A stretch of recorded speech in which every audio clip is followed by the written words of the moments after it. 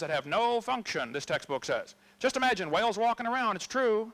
These are the bones they're talking about right there. These little bones are supposed to let us imagine that the whale used to walk around.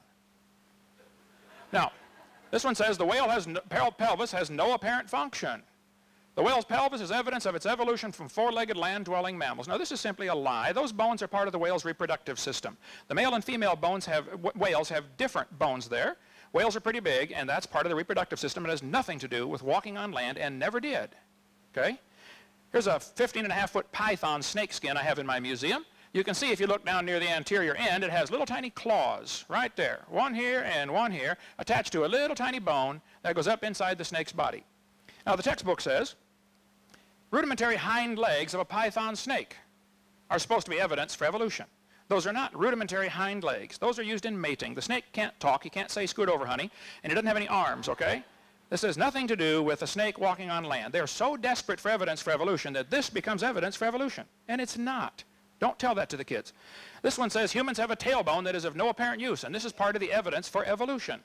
The vestigial tailbone in humans is homologous to the functional tail in other primates. Thus, vestigial structures can be viewed as evidence for evolution.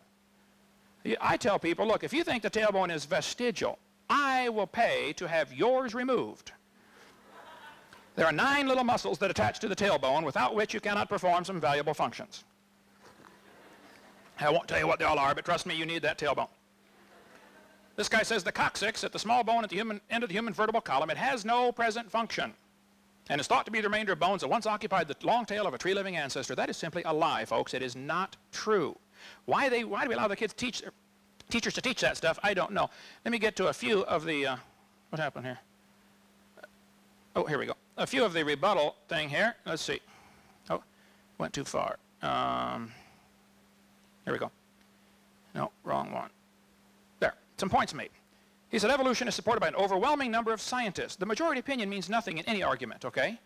The majority opinion can think the world's flat and can think that, you know, if you take your blood out, you get better, and the majority for 2,000 years thought big rocks fall faster than little rocks, and it's not true. They thought the planets go around the Earth, and that's not true. Fossils are the key subject. There's a huge number of fossils have been found. I agree, but none proving evolution. Fossils exist in the present. You can put an interpretation on them if you want, which is what happens with the evolution theory. 99% of the species are extinct. I don't know if that figure is correct or not. That depends on how you want to look at it, but still, that's the opposite of evolution. Extinction is the opposite of what you need. You need lots of new ones coming on. They're not organized, by the way, clearly, like as we can see later. Simpler creatures are lower in the fossil record. That's simply not true. All sorts of animals are found in all sorts of layers. Okay? There's quite a mixing of the fossil record. Carbon dating is good for 50,000 years. Well, carbon dating is fatally flawed. We cover that for an hour on video number 7. He said some of the people in Darwin's time said there were 20 separate creations. Darwin did indeed properly argue against a false teaching that was going around in his day. I don't teach that. This is a straw man, okay? I don't know any creationists today that teach that. There were some people in Darwin's time who said if there are 20 kinds of birds, then God must have made 20 kinds of birds. 20 kinds of finches, or 14, whatever it was. Darwin was correct to try to refute that particular false teaching. But nobody's taught that for over 100 years. So to bring this up now is a straw man, okay? It's not being taught. I never have taught that.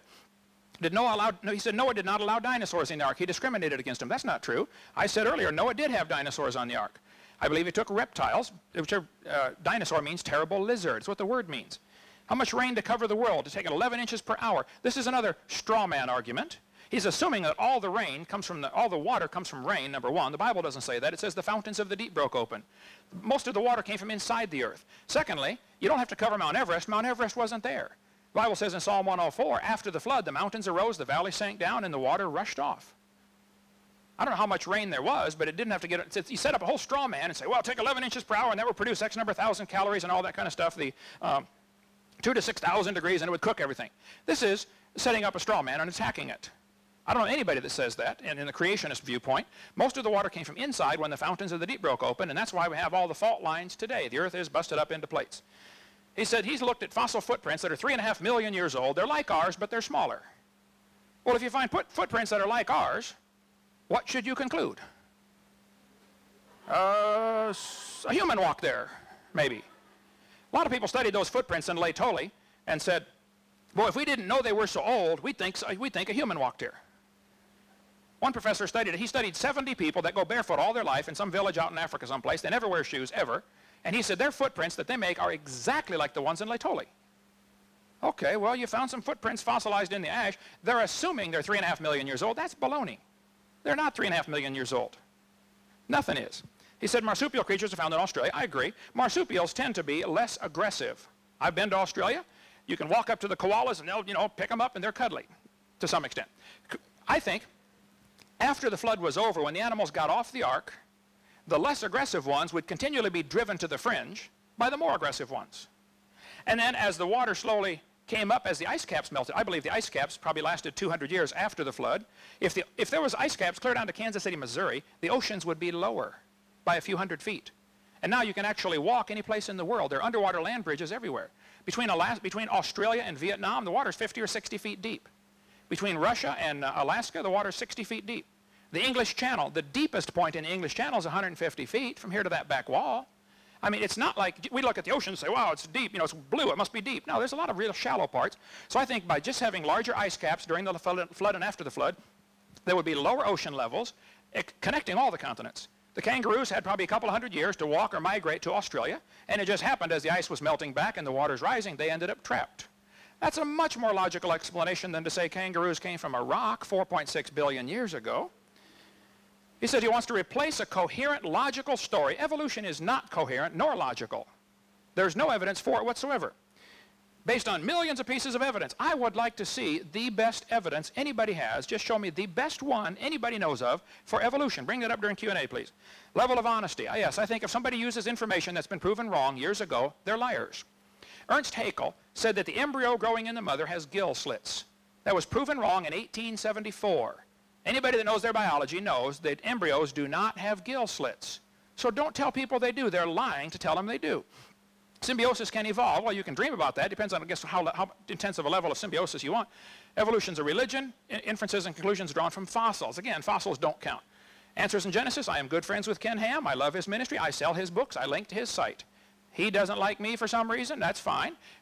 He said I use arguments that are dishonest. For instance, Darwin's deathbed conversion. I have never used that. I defy anybody to show me any time in my seminar where I've used that. Answers in Genesis is correct. That argument should not be used. His wife, Darwin's wife, apparently made up the whole story about him converting on his deathbed. The story's not true, and I don't use that. As far as Huxley and his morals, well, let me show you what Huxley said, since I get accused all the time of, hang on here. That's, Huxley said in, now it is correct that I had the wrong Huxley. I said Thomas Huxley. It was actually his grandson.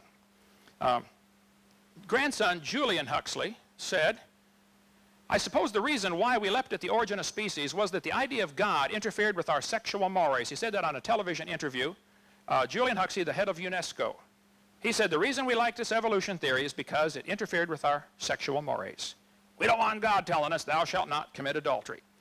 Professor Roos, Michael Roos, University of Guelph, said, evolution is promoted by its practitioners as more than mere science. Evolution is promulgated as an ideology, a secular religion, a full-fledged alternative to Christianity, and with meaning and morality. I am an ardent evolutionist and an ex-Christian, but I must admit, and this is but one complaint, and Mr. Gish is but one of many to make it, the illiteralists are absolutely right. Evolution is a religion. This was true of evolution in the beginning, and it's true of evolution still today.